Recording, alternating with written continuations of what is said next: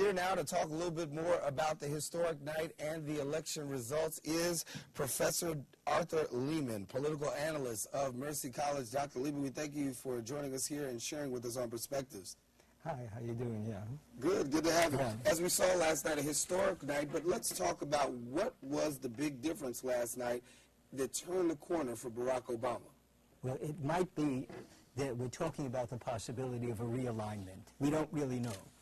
But realignments, you know, are when there's a fundamental shift in the way the voters are voting. And what apparently has happened here is that Barack Obama brought in many, many new people. That's what happened with FDR. It also happened with LBJ.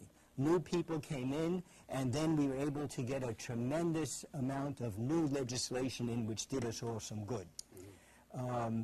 The proof in the pudding, though, is in 4 years, will there be that legislation, and will people stay with it, the way they voted this time? Let's talk about that vote for a minute, because for many people, we looked at it from the perspective of red states, blue states. Of course, President-elect Barack Obama says you can't look at it as red states, blue states. You have to look at it as the United States. But for we as analysts, we look at it from the perspective of those states that have been traditionally red now move to blue. Those states that were blue maintained a blue presence. What was the difference for Barack Obama in turning those red states to become blue? The ground war. He was in the neighborhoods. He had offices in many, many districts, and they were knocking on doors. They were identifying people. I was a little bit a part of that. But in New Jersey, we weren't that worried.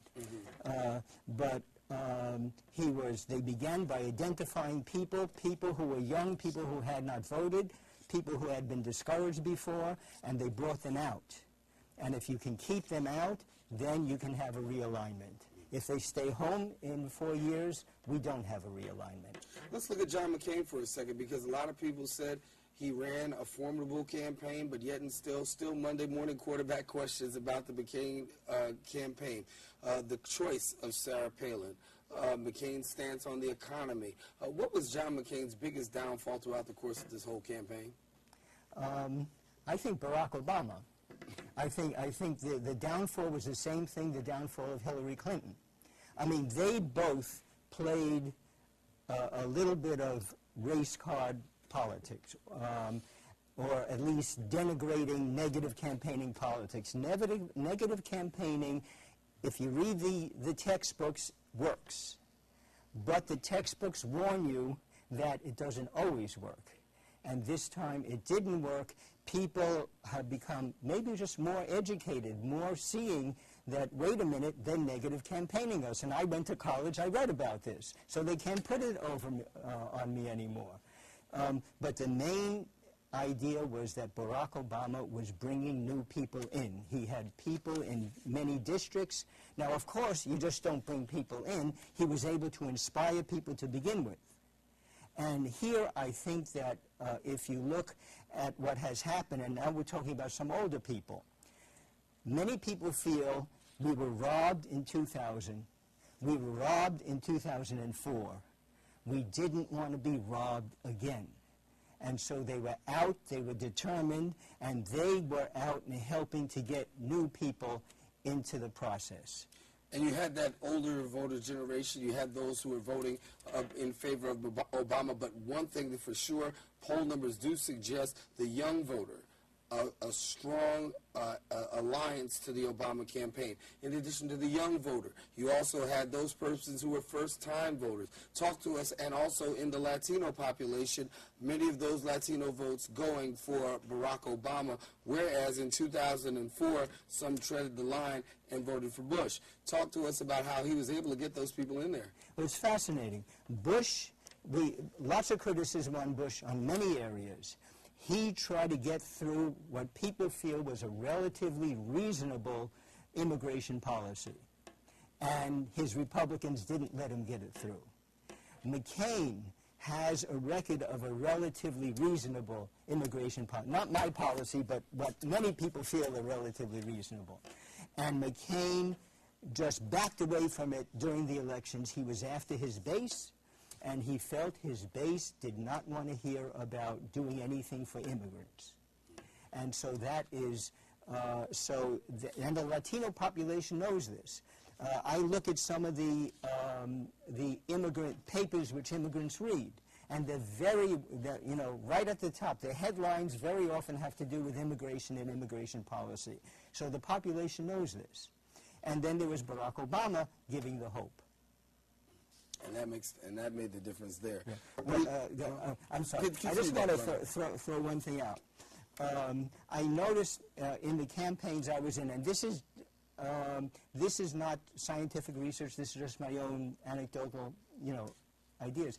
But we had people out there who were from the old civil rights movement. I mean, I had 60-year-olds, 65-year-olds working with me in voter registration. And the people we were working with were basically young kids from in law school. We had the two generations, and it was fascinating. Two sort of civil rights generations coming together.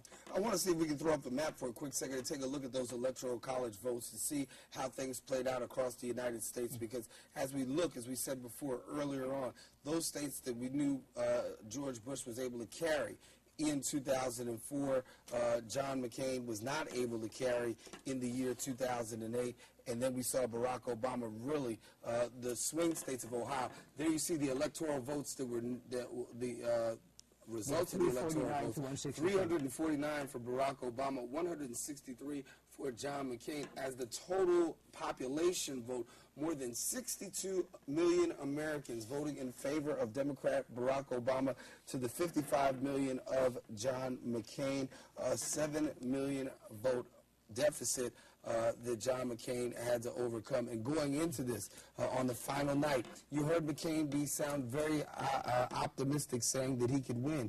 But as the night began to go away, you heard his top advisors say that it's going to be very hard, particularly when Ohio went down, particularly when Pennsylvania went down. What was the key state in your mind for Barack Obama to pull this whole thing off? I don't know about a key state. I mean, Pennsylvania, Ohio, Florida. I mean, I don't know which is the key here. Virginia. I mean, they were all. But the point is, we talked about he got out the vote. Okay, he got out people in those states who were not voting before. Some of them because they just became 18. Okay. The other thing is the conservative. There were many of the people vote in one way or another way. If it's not an economic problem, this is right from the textbooks, okay? If it's not an economic problem, there are a lot of people who vote on lifestyle values. Well, he doesn't like homosexuals, I'll vote for him. Or he doesn't like abortion, I'll vote for him. But when it comes, I lost my job, then you begin to think, well, that lifestyle is very nice, but I had better go with the guy who's going to get me my job back.